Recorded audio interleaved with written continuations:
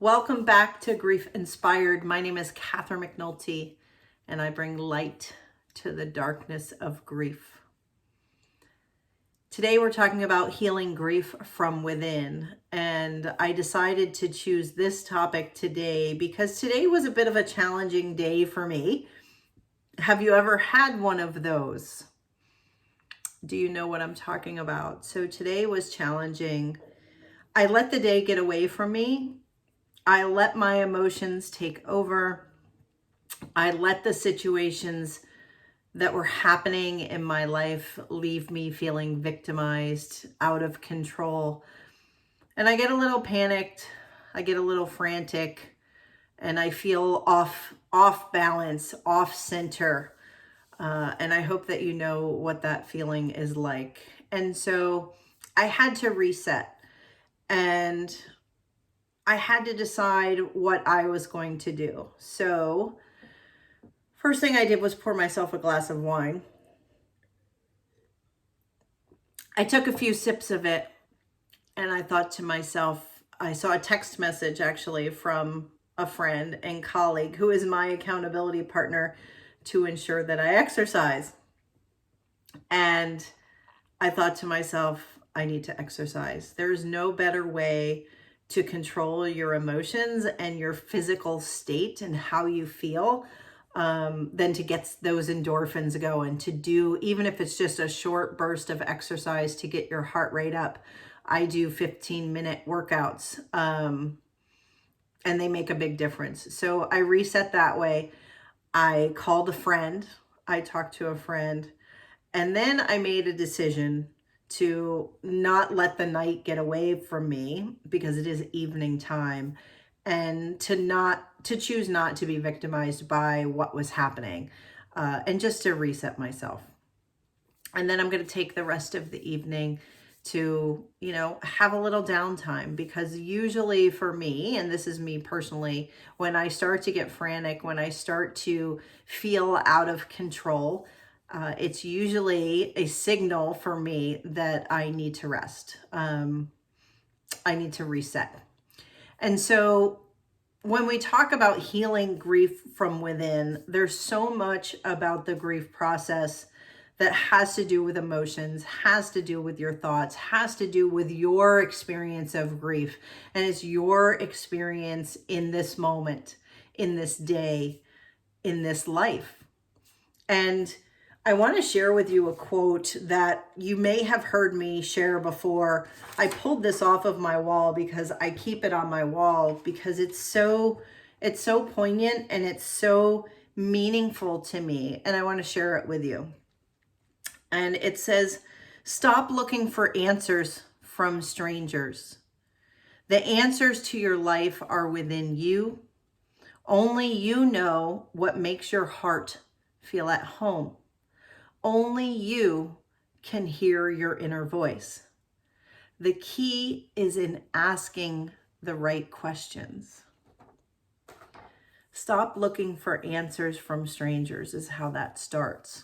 And it's easy to listen to the advice or the comments from the people around us and let those comments dictate how we feel. We need to remind ourselves that the answers to our life are within you. And so much about healing from grief is about looking within. It's about trusting your instincts. It's about doing what feels right. And I think that we have a tendency, and I know I did this originally, was I looked externally. I looked externally for someone to help me, for someone to fix me, for someone to give me all the answers that I needed so that I wouldn't feel the pain that I felt. And while what I found someone to give me the path that I could go on to understand internally what I needed to come to terms with, what I needed to process, what I needed my thoughts to be, to allow me to heal, to allow me to come to terms with the event of my son's death, to allow me to come to terms with the life that I now had, which wasn't anything like what I expected. I expected to take a baby home from the hospital. I didn't expect to be a lost mother. I didn't expect to be motherless on Mother's Day. None of those things I had anticipated. And so it's easy for all of us to feel victimized by our grief. And so the quote says, stop looking for answers from strangers. The answers to your life are within you.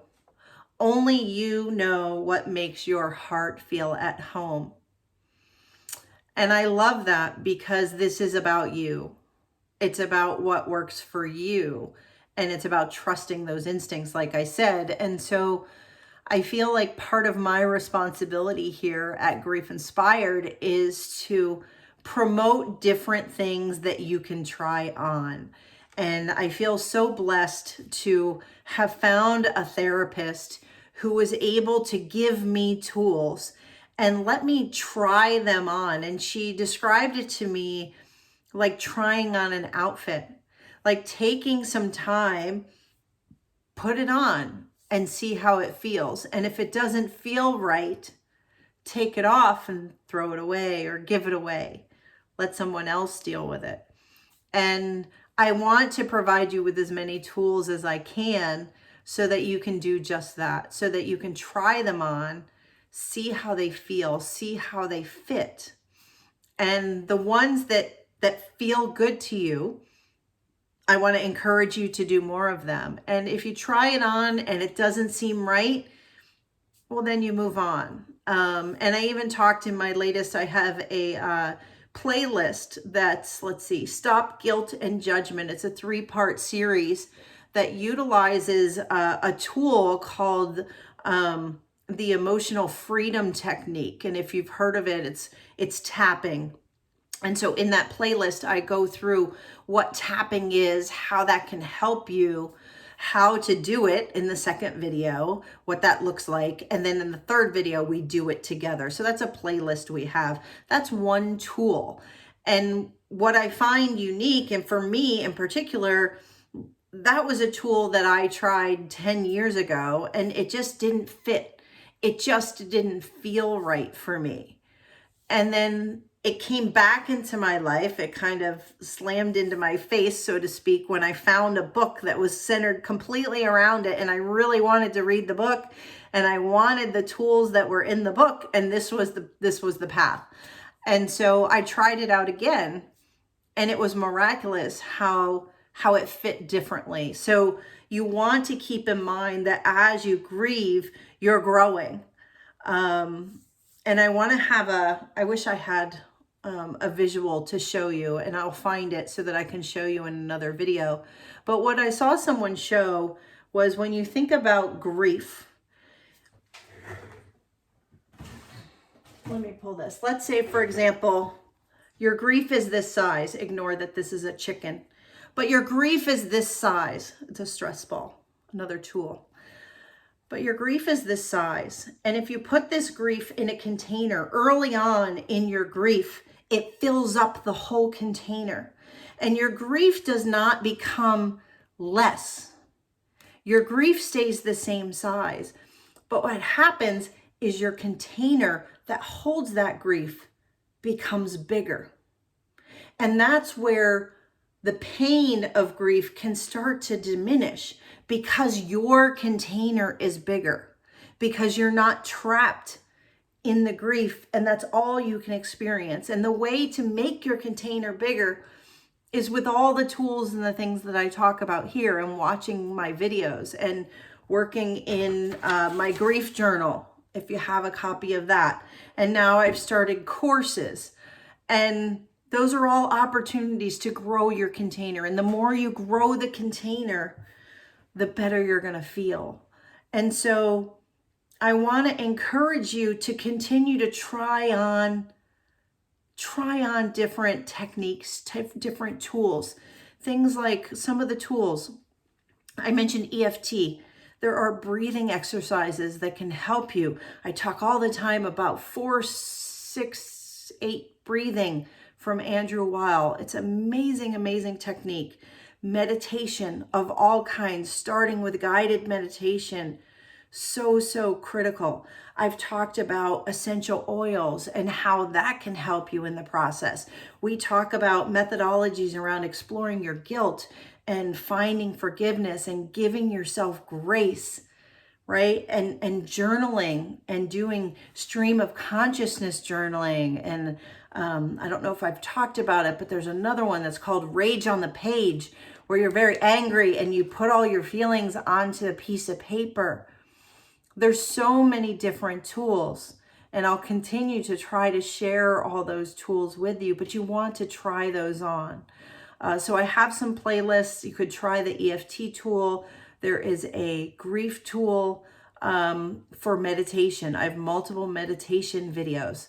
Just giving yourself time to rest, to give yourself the rest that you need, and to acknowledge that grief is a big deal and that this takes a certain amount of your energy is really important.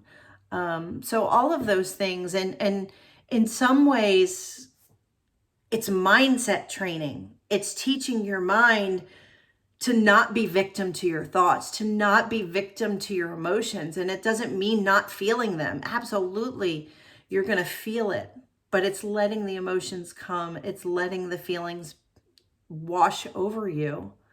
And then it's saying, okay, I'm not going to stay stuck here. I can move my emotions. I can change my physical state. I can change my mental state. I can do things with affirmations. I can do things with physical exercise.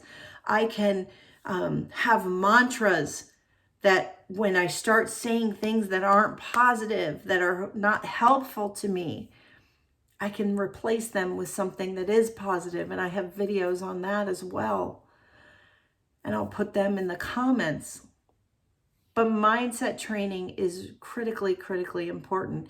And so it's doing one thing. What is mindset training? Well, it's teaching your mind how that you're the one that's in control. So for me tonight, in the situation that I was in when I was spinning out of control and really upset, my mindset training say, okay, I need to go to my tools. Maybe the wine isn't the best tool, but it is a tool, right? But I went to exercise. I went to calling a friend that I knew who would respond in a very nice way, who was good for me, who would get my mindset right? And I was fortunate to listen to my accountability partner so that I would exercise. And I knew that that was something, even though I didn't want to do it, I knew that if I did do it, that it would change my physicality and that I would feel better. And so in the matter of minutes, I was able to go from spinning out to exercising to being here with you. And so that's a process. That's something that I've learned, and that doesn't happen overnight, but it's part of healing from grief. And it's a part of healing from grief within.